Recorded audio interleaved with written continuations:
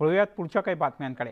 शिवसेना पक्षप्रमुख उद्धव ठाकरे यांची आज पाचोऱ्यात सभा होती। या ठिकाणी भुसावळ तालुक्यातील शेकडो शिवसैनिक लक्झरी बसने पाचोऱ्याकडे रवाना झालेत। या सभेसाठी शिवसैनिकांमध्ये प्रचंड उत्साह दिसून येतोय। यावेळी शिवसैनिकांनी जोरदार घोषणाबाजी सुद्धा केली।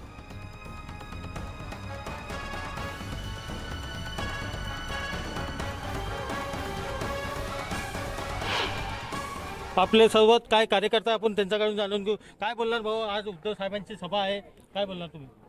राज्याच्या सत्ता संघर्षानंतर सर्वात मोठे जे आमदार सोडून गेले होते ते जळगाव जिल्ह्यातून गेलेले होते। शिवसेनेचे 5 आमदार, त्या गद्दारांना धडा शिकवण्यासाठी आज माननीय पक्षप्रमुख तथा माजी मुख्यमंत्री पाचोऱ्यामध्ये आज येत आहे आणि त्यांचे विचार ऐकण्यासाठी आज सर्व भुसावळ तालुक्यातील शिवसैनिक हजारोच्या संख्येने आम्ही पाचोऱ्याला आगमन करीत आहे। एकीकडे गुलाबराव पाटील यांनी सांगितलेलं आहे की चौकटात राहून आपलं भाषण करावे, असं आव्हान आपले राऊत साहेब यांना दिलेलं आहे। तुम्ही काय बोलणार? राऊत साहेब हे शिवसेनेचे वाघ आहे आणि ते अशा कुठल्याच धमक्यांना किंवा आव्हानाला प्रतिसाद देत नाही।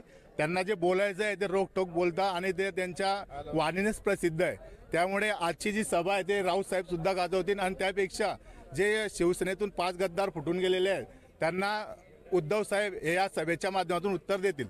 येणं काही दिवसात जे काही राजकीय भूकंप या महाराष्ट्रात होणार आहेत त्याची नांदी कशी असेल तरी आमचे वरिष्ठ नेते आदरणीय संजयजी राऊत साहेब व पक्षप्रमुख आदरणीय उद्धवजी ठाकरे साहेब हे सगळ्या जनतेला, जनता जनार्दनाला आणि पब्लिकला संबोधित करतील। हजारोच्या संख्येने कार्यकर्ता आता पाचोऱ्याच्या दिशेने निघालेले आहे। इम्तियाज अहमद, न्यूज 18 लोकमत, भुसावळ। वळूयात पुढच्या याच संदर्भातल्या आणखीन काही बातम्यांकडे। उद्धव ठाकरे यांची थोड्याच वेळात पाचोऱ्यात जाहीर सभा होणार असून ही सभा उधळून लावण्याचा इशारा गुलाबराव पाटील यांनी दिला होता। एवढंच नाही तर गुलाबराव पाटील यांचे मुखवटे लावून शिवसेनेचे अनेक कार्यकर्ते हे जळगावहून निघाल्याचं कळतं। मात्र सभेत पोहोचण्याआधी शिरसोली रोडवर पोलिसांनी या सगळ्या समर्थकांना रोखलंय। पोलीस आणि समर्थक यांच्यामध्ये यावेळेला जोरदार बाचाबाची झाली।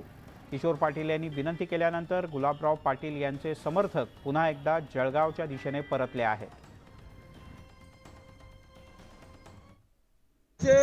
आवडते कैलासवासी माजी आमदार आदरणीय तात्या साहेबांच्या पुतळ्याचा अनावरणाचा कार्यक्रम आहे। ते माझे काका आहेत, आदरणीय गुलाब भाऊंचे ते जवळचे मित्र होते, ते सख्या भावासारखे होते। बरोबर आहे। आणि म्हणून माझी आपल्याला सगळ्यांना विनंती आहे की आपण संजय राऊतला केव्हाही आडवा पाडू, पण ही सभा माझ्या काकांच्या पुतळ्याच्या अनावरणाची आहे।